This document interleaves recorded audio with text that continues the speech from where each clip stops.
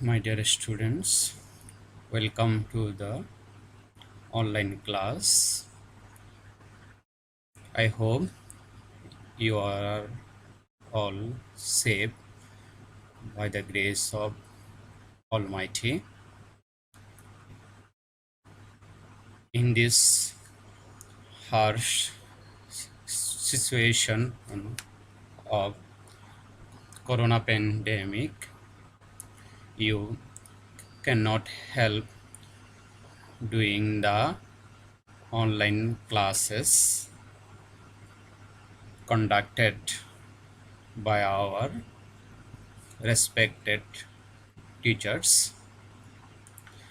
It is the reality of our socioeconomic situation that all of our students are not able to participate the online classes. However, today I am going to take a online class on right form of verbs or the right uses of verb. The students of SSC first year, second year, degree third year, honors second year, and the job seekers can participate the class. I think we miss our classrooms very much, which are really enjoyable and interacting. So let's start important rules of right form of verbs. Rule 1: as if, as though, wish ইত্যাদি থাকলে সাবজেক্টের পর বিভার্বের পরিবর্তে wire বসে। এখানে as if, as though, wish এই তিনটি টার্মে আমরা খুব পরিচিত।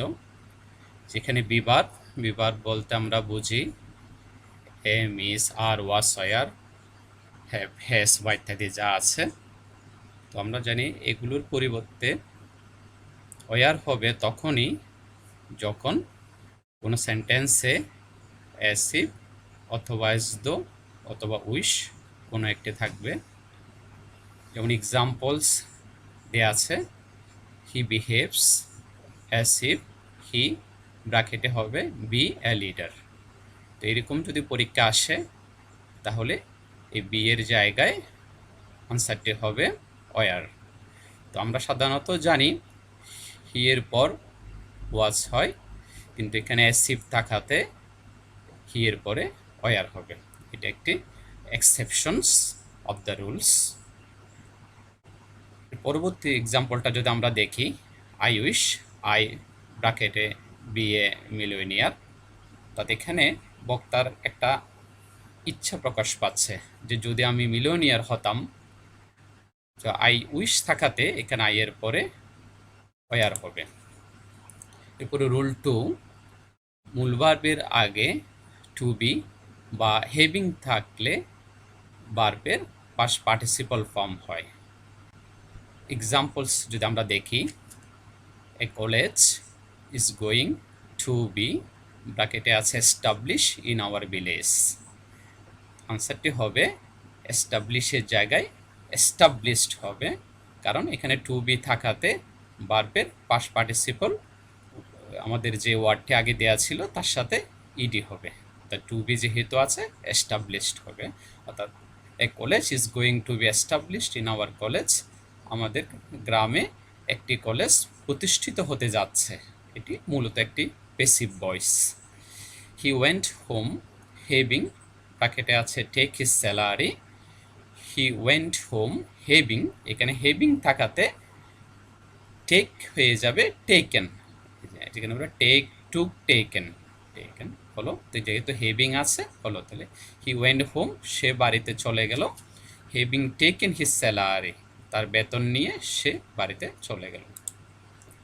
রুল 3, সাধারণত it is time, it is high time, wish, অত্যন্ত গুরুত্বপূর্ণ একটি রুল, প্রায় পরীক্ষা আসে। ইত্যাদির পরে যদি সাবজেক্ট ও ব্র্যাকেটের মূলভার থাকলে ভার্বের পাস্ট পার্টিসিপল হয়। তো এখানে খুবই গুরুত্বপূর্ণ একটি বিষয় হচ্ছে এই it is time, it is high time, wish ইত্যাদির পরে সাবজেক্ট আছে কি না, সাবজেক্ট থাকা না থাকার উপর এই রুলসটি নির্ভর করে। যেমন it is time you finish a course on English language, এখানে আনসারটি হবে ফিনিশড হবে। আমরা দেখতে পাচ্ছি ইট ইজ টাইমের পরে একটি সাবজেক্ট ইউ আছে, যেহেতু ইট ইজ টাইম আছে এবং সাবজেক্ট ইউ আছে, ফিনিশ এর আমরা উপরে রুল অনুসারে ফিনিশের পাস্ট ফর্ম তাহলে হয়ে গেল ফিনিশড। ইট ইজ টাইম, আমরা জানি it is time, it is high time, এগুলোর বাংলা হচ্ছে ইহাই উপযুক্ত সময়। It is high time you finished a course on English language, ইংরেজি ভাষার উপর একটি কোর্স সম্পূর্ণ করার ইহাই উপযুক্ত সময়। আই উইশ আই সিং, অর্থাৎ একজনের মনের ইচ্ছা প্রকাশ পাচ্ছে, যেহেতু আই উইশের পরে আই আছে, সিং এর পাস্ট ফর্ম হবে সেং। পরবর্তীতে আমরা যদি রুল আমরা এক্সাম্পল দেখব, see it is high time we ব্র্যাকেটে change our bad habits to get rid of corona virus. তো ইট ইজ হাই টাইম আছে, এরপর আবার সাবজেক্ট উই আছে, তাহলে জন্য চেঞ্জ হয়ে যাবে চেঞ্জড। তাহলে it is high time we changed our bad habits to get rid of. আমরা আমাদেরকে আগেও বলেছি এরকম একটি ফ্রেজ আমরা আগে পেয়েছি, গেট রিড অফ অর্থ হচ্ছে মুক্তি পাওয়া, তাহলে করোনা ভাইরাস। তাহলে it is high time we changed our bad habits, আমাদের খারাপ অভ্যাসগুলো পরিবর্তন করার ইহাই উপযুক্ত সময়, কি জন্য? করোনা ভাইরাস থেকে মুক্তি পাওয়ার জন্য, to get rid of corona virus, corona virus থেকে মুক্তি পাওয়ার জন্য। আমরা এখন দেখব rule 4, it is time, it is high time, এরপর যদি ব্র্যাকেটের মূল ভার্ব নো সাবজেক্ট, অর্থাৎ যদি সাবজেক্ট না থাকে তবে ওই ভার্বের আগে টু বসবে। আমরা রুল 3-তে যেটি আলোচনা করেছি এই রুলটি কিন্তু তার কাছাকাছি, তবে ওই সাবজেক্ট থাকা সাবজেক্ট না থাকা, এখানে সাবজেক্ট থাকবে না, হ্যাঁ, তখন কি হবে? টু বসবে, ও ওই ভার্বের অপরিবর্তিত থাকবে, মানে ওই ভার্বটির প্রেজেন্ট ফর্ম অফ ভার্ব থাকবে। এক্সাম্পল হবে ইট ইজ টাইম, ব্র্যাকেটে দেওয়া আছে play, it is time to play, খেলা করার ইহাই উপযুক্ত সময়। পরবর্তীতে আমরা দেখি ইট ইজ হাই টাইম, ব্র্যাকেটে দেওয়া আছে stand by the flood affected people, হবে it is high time to stand. আমরা এখানে দেখতে পাচ্ছি উপরে ইট ইজ টাইমের পরেও কোনো সাবজেক্ট নেই, আবার ইট ইজ হাই টাইমের পরেও কোনো সাবজেক্ট নেই, অর্থাৎ সরাসরি ভার্ব। তো এরকম যখন থাকবে তখন টু বসবে, আর টু এর পরে ভার্বের প্রেজেন্ট ফর্ম হবে। তো রুল